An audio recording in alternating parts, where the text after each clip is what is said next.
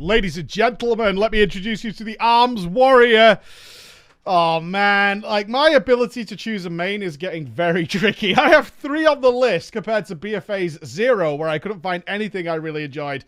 One of them is because of the Arms Warrior. I haven't had this much fun on a warrior, DPS warrior, in a really long time. I kind of felt like both specs have become a little sterile, and Fury still feels a little sterile. It doesn't seem to be getting anything mega, even as we level up and stuff like that. But we'll wait and see. We've still got more zone abilities to get and things like that, and soul binds and all that kind of stuff. But at a base level, I'm really enjoying the Arms Warrior. What is it that made it good? Well, honestly, it's the first time I really think Blizzard have genuinely managed to make swinging that big two-handed sword in both hands feel effective. Ret is more like spell-based. It's all splashy. It's divine storms and dropping judgments from the sky and things like that. It's more spell-based. When it comes to Fury, you've got 2 of them whacking away mercilessly. That's great. But when you get the single two-hander in the hands, you kind of want to feel that big smash. And of course, I know many of you are looking forward to Frost DK. We will have that very shortly. We just needed to do many dungeon runs, and it takes a long time. That's the simple reason there. One thing that they shifted up was the change to cleave. And now, I had a bit of an interesting one with this, is that when I was streaming my Arms Warrior play, everyone was kind of saying, you need to try this, Mike, you need to try this, because they were also excited by the Arms Warrior. One of the things they pointed out, of course, is that Blade Storm now stacks with Ravager, so you can throw Ravager down, and you can Blade Storm on top of it, and you can combine that with the zone ability of the Kyrians, the Bastion Spear, or the Spear of Bastion, which actually then does a huge amount of AoE damage as well. So you can throw down your Spear of Bastion, you could throw a Ravager down, you could use Avatar, and then you can start spinning to win on top of all of it. You become the literal buzzsaw of death. That's very satisfying. But they were also saying you need to use Warbreaker on top of it, of course, put that Colossus Smash effect up. It's better, it's better. They are correct that it was better to do that on top if the pack was going to last like the whole duration of the time. But basically that was kind of like setting up for one huge mega AoE every couple of minutes. Whereas the redone Cleave was significantly better overall for dungeons for me, and actually felt so thick.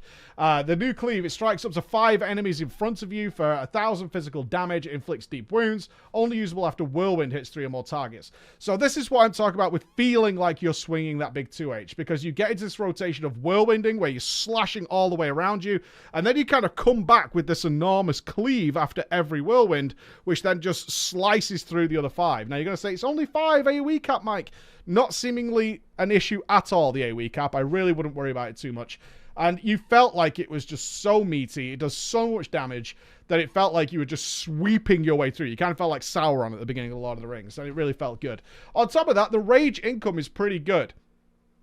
One of the issues I've always had with Arms Warrior when it comes to a fresh expansion, fresh gear, fresh class, is that it runs into just really long periods of no rage, and you kind of feel things like Deadly Calm, which has been revamped as well, so you're less wasteful of rage, are kind of required in order to keep the pace of the spec feeling good.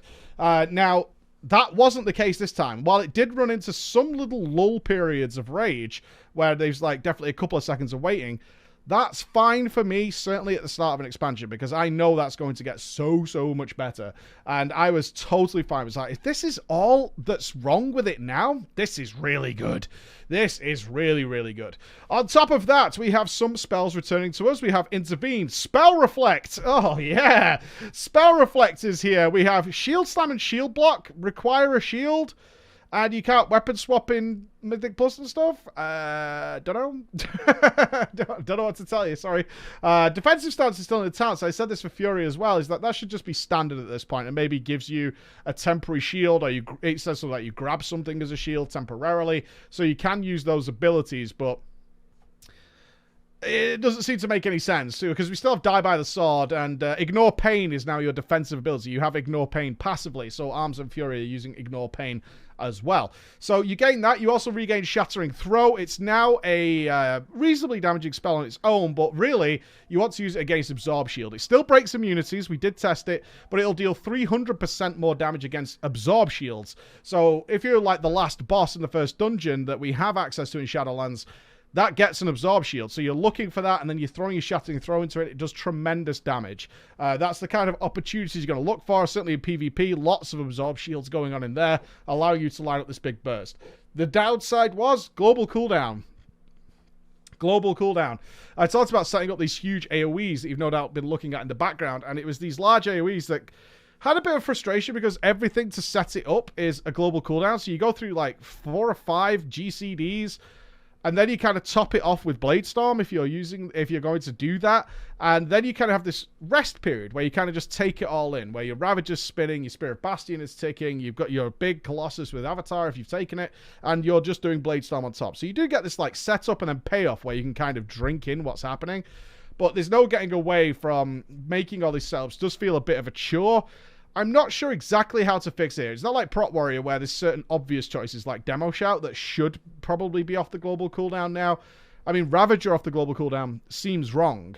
Avatar would be the best option for me because then you're just doing Spear of Bastion should be on the GCD, Ravager should be, and then you're going into Bladestorm. So if anything, I would like to see Avatar maybe taken off that and moved into it. Same with Sweeping Strikes. I make this call every expansion. Please, can we have Sweeping Strikes off the GCD because it doesn't do anything. It's not like it's actually... I'm fine with things on the GCD that actually do something. But buffs, things that you're just buffing yourself with, I don't agree with. And Sweeping Strikes is just a buff. That's what it is. It's just a buff that you're applying to yourself. And then having the GCD for it just feels awkward because it's every 30 seconds. It's a lot of extra GCDs to throw in.